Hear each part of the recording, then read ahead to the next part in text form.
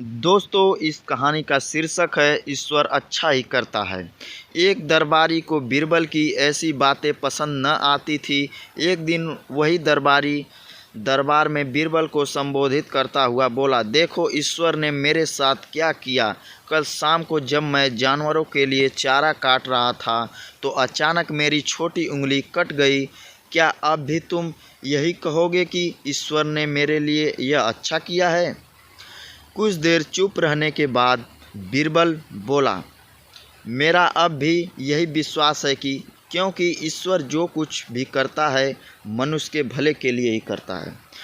सुनकर वह दरबारी नाराज हो गया कि मेरी तो उंगली कट गई है और बीरबल को इसमें भी अच्छाई नज़र आ रही है। मेरा पीड़ा तो जैसे कुछ भी नहीं है। कुछ अन्य दरबारियों ने भी उसके सुर में सुर मिलाया। तभी बीच में हस्तक्षेप करते हुए बादशाह अकबर बोले, बीरबल, हम भी अल्लाह पर भरोसा रखते हैं, लेकिन यहाँ तुम्हारी बात से सहमत नहीं। इस दरबारी के मामले में ऐसी कोई बात नहीं दिखाई देती जिसके लिए उसकी तारीफ की जाए। बीरबल मुस्कुराता हुआ बोला, ठीक है जहाँपनाह, समय ही बताएगा। अब 3 महीने बीत चुके थे। वह दरबारी जिसकी उंगली कट गई थी घने जंगल में शिकार खेलने निकला हुआ था। एक हिरन का पीछा करते वह भटक कर आदिवासियों के हाथ में जा पड़ा।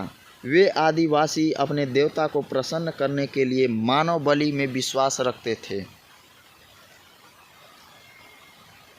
अतः वे उस दरबारी को पकड़कर मंदिर में ले गए बलि चढ़ाने के लिए। लेकिन जब पुजारी ने उसके शरीर का निरीक्षण किया तो हाथ की एक उंगली कम पाई गई।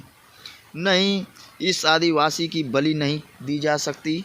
मंदिर का पुजारी बोला, यदि 9 उंगलियों वाले इस आदमी को बलि चढ़ा दिया गया तो हमारे देवता बजाय प्रसन्न होने के क्रोधित हो जाएंगे।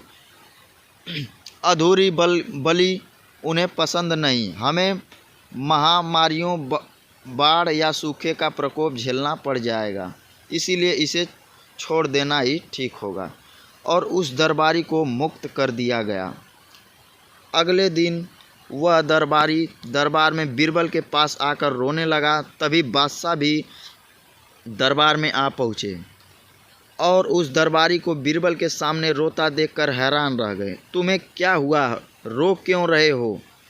अकबर ने सवाल किया। जवाब में उस दरबारी ने अपनी बात विस्तार से सुनाई। वह बोला, अब मुझे विश्वास हो गया है कि ईश्वर जो कुछ भी करता है मनुष्य के भले के लिए ही करता है। यदि मेरी उंगली न कटी होती तो निश्चित ही आदिवासी मेरी बलि चढ़ा देते। इसीलिए मैं रो रहा हूँ, लेकिन ये आंसू खुशी के हैं। मैं खुश हूँ क्योंकि मैं जिंदा हूँ। बीरबल के ईश्वर पर विश्वास को संदेह की दृष्टि से देखना मेरी भूल थी।